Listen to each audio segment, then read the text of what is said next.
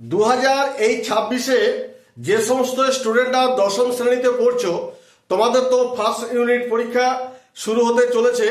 তো আমি তোমাদের বাংলার যে কোণিটা রয়েছে, সেই কোণি থেকে 5 নাম্বার যে কোশ্চেন ফার্স্ট ইউনিট থেকে কোন কোন কোশ্চেনগুলো আসতে পারে এবং ভেরি ভেরি ইম্পর্টেন্ট, সেই কোশ্চেনগুলো কিন্তু আমি আজকে তোমাদের সামনে তুলে ধরেছি।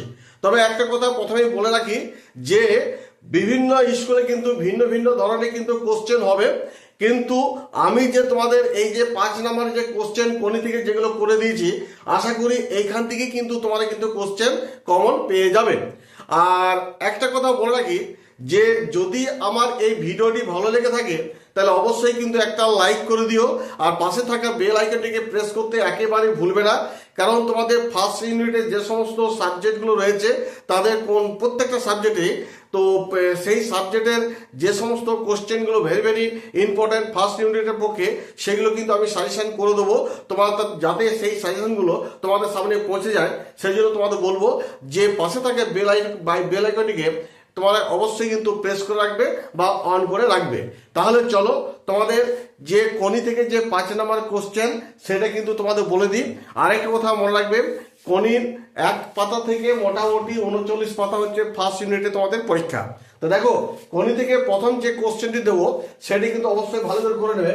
1 নম্বর হচ্ছে বারুণীর দিন গঙ্গার ঘাটে দৃশ্যের বর্ণনা দাও। এই কোশ্চেনটি কিন্তু বারবার করবে, খুব ভেরি ভেরি ইম্পর্টেন্ট। 2 নম্বর হচ্ছে যে কোণির পারিবারিক জীবনের পরিচয় দাও।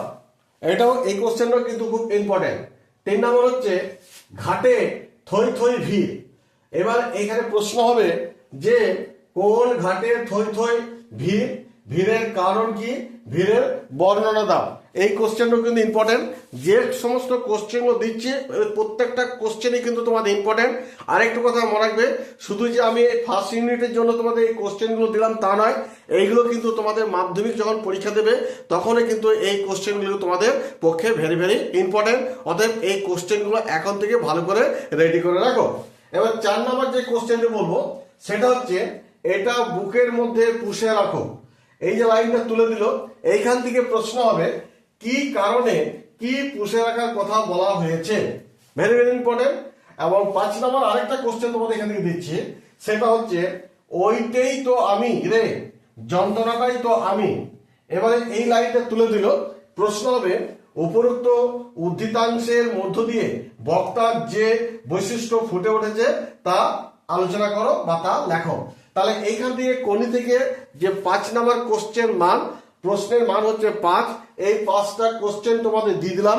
এই 5টা কোশ্চেন তোমরা ভালো করে করো এবং এই 5টা কোশ্চেন তোমাদের 1 থেকে 39 পাতার মধ্যে আছে। এই ফার্স্ট ইউনিট সেই 1 থেকে 39 পাতার মধ্যে এই প্রশ্নগুলো করে দিলাম। এইগুলো যদি তোমরা করো, আশা করি তোমরা কোণি থেকে কিন্তু তোমরা কমন পেয়ে যাবে।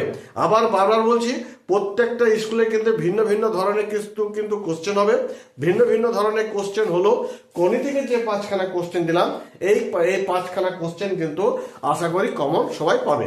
যাই হোক, পরিশেষে বলি, যদি আমার ভিডিওটি একটু হলেও যদি ভালো লেগে থাকে তাহলে অবশ্যই কিন্তু লাইক করে দিও। ধন্যবাদ।